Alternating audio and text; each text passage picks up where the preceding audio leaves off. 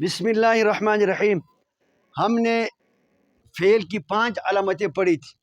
پہلی علامت یہ تھی کہ کلمہ کی شروع میں حرف قد ہو، دوسری علامت کلمہ کی شروع میں حرف سین، تیسری علامت کلمہ کی شروع میں حرف صوف، چوتھی علامت کلمہ کی شروع میں حرف عطین، پانچویں علامت کلمہ مبنی بر فتح ہو یا کلمہ پر آخر زبر بغیر عامل کے ہو۔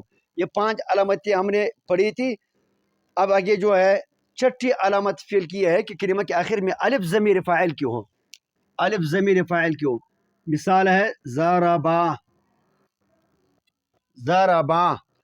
اب دیکھیں ضربا میں یہ الف جو ہے اس کو نحوی حضرات ضمیر کہتے ہیں۔ ضربا، اضربا، لا تضربا، اس جیسے صیغے جب آئیں گے جن کے آخر میں الف ہو تو اس الف کو کہتے ہیں الف ضمیر فاعل۔ اس ضمیر کی وجہ سے، اس الف کی وجہ سے اس صیغہ کو ہم فعل کہیں گے۔ آگے جو ہے کلمہ کے آخر میں واو ضمیر فاعل کی ہو، واو ضمیر فاعل، اس کی مثال ہے ضربو، ضربو۔ ضربو میں دیکھیں واو ہے، اس کو نحوی حضرات کہتے ہیں واو ضمیر، ترکیب میں یہ فاعل بنتا ہے۔ تو جس صیغہ کے آخر میں اس جیسے واو اور اس واو کے بعد الف ہو تو اس کو کہتے ہیں واو ضمیر فاعل۔ اس ضمیر کی وجہ سے ہم اس صیغہ کو ہم فعل کہیں گے، کیونکہ ضمیر تو خود فاعل ہے ترکیب میں، اور کوئی فعل بغیر فاعل کے آ ہی نہ سکتا۔ تو ضرب فعل ہے، اس کے آخر میں جو واو ضمیر ہے وہ فاعل ہے۔ وہ واو ضمیر جو فاعل جس کو ہم کہتے ہیں یہ فعل کی علامت ہے، خود اسم ہے لیکن جس صیغہ کے آخر میں آیا ہے اسی صیغے کو ہم فعل کہیں گے۔ یہ کتنی علامتیں ہو گئی؟ 8۔ 9ویں علامت یہ ہے کہ کلمہ کے آخر میں لمبی تا ساکنہ ہو، تا مطولہ ساکنہ ہو، تا مطولہ لمبی تا کو کہتے ہیں ساکنہ۔ جیسے اس کی مثال ہے ضربت۔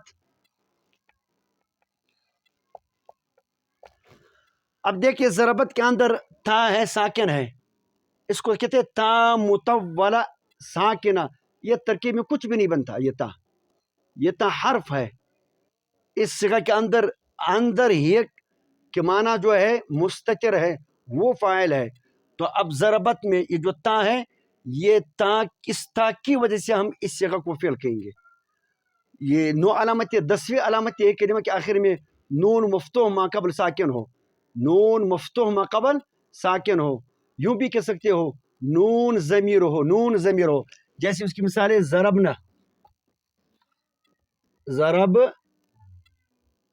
ضربنا۔ اب دیکھو ضربنے کے اندر ہے نون مفتوح ما قبل ساکن ہے، نون ضمیر ہے، تو اس نون ضمیر کی وجہ سے بھی ہم اس جگہ کو فعل کہیں گے۔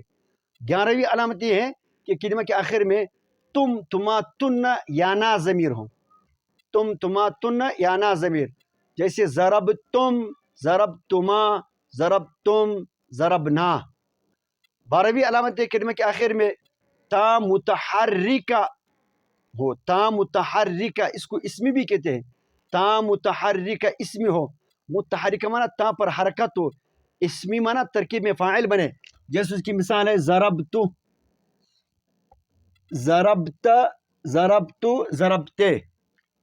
تو یہ خود تا جو ہے یہ ترکیب میں فاعل اور یہ ضمیر ہے، اس تا کی وجہ سے، اس ضمیر کی وجہ سے اس جگہ کو ہم فعل کہیں گے۔ یہ 13 علامتیں ہو گئی۔ 14ویں علامت یہ ہے کہ کلمہ کے شروع میں حرف جازم ہو۔ حروف جوازم 5 ہے، ان، لم، لما، لام امر، لا اے نہیں۔ ان لفظ ہے، لم لفظ ہے، لما ہے، لام امر، لا اے نہیں۔ ان تضرب، لم یضرب، لیضرب، لا تضرب۔ گردانوں میں جہد معلوم کا جو 14 صیغے ہیں، جہد مجہول کے 14 صیغے، ان کے شروع میں لم آتا ہے، اور امر غائب معلوم، امر حاضر مجہول، امر غائب معلوم، امر غائب مجہول، یہ جو 3 گردانے ان کے شروع میں جو لام آتا ہے اس کو لام امر کہا جاتا ہے۔ اور نہیں معلوم، نہیں مجہول، نہیں حاضر معلوم، نہیں غائب مجہول، ان گردانوں کے شروع میں جو لا آتا ہے اس لا کو کہتے ہیں لا ناہیہ۔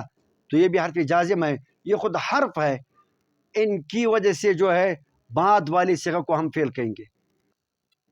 15ویں علامت یہ ہے کہ کلمہ کے شروع میں 15 یا 16ویں 14ویں کون سی؟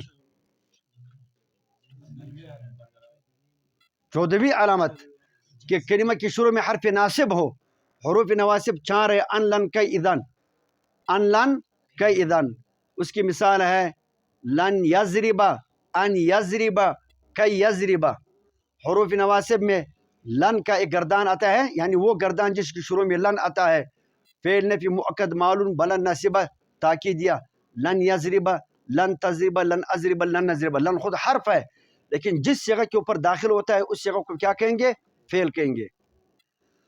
اور 15ویں علامت یہ ہے کہ کلمہ کی صیغہ امر کا ہو یا نہیں کا ہو.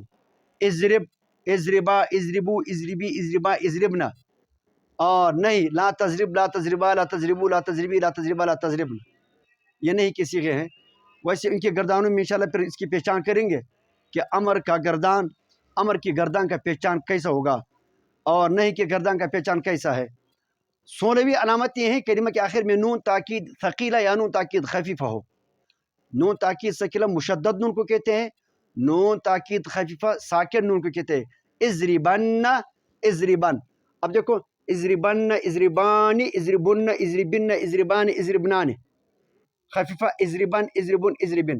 یہ ثقیلہ اور خفیفہ کی صیغے جو تمام مضارع کے صیغوں کے آخر میں بھی آ سکتے ہیں. یہ مشدد نون آ سکتا ہے، ساکن نون آ سکتا ہے امر کے صیغوں کے آخر میں، نہیں کے صیغوں کے آخر میں. تو یہ نون تاکید ثقیلہ اور نون تاکید خفیفہ بھی فعل کی علامت ہے. جس صیغہ کے آخر میں نون مشدد یا نون ساکن آئے گا اس صیغہ کو ہم فعل کہیں گے. یہ 16 علامتیں فعل کی ہے. پھر اگلا مرحلہ جو ہے انشاءاللہ وہ مشق کی ہے، تمرین کی ہے. ان 16 علامتوں کی مشق اور تمرین کریں گے. آج اسی پر اکتفا کریں گے. جزاکم اللہ خیر.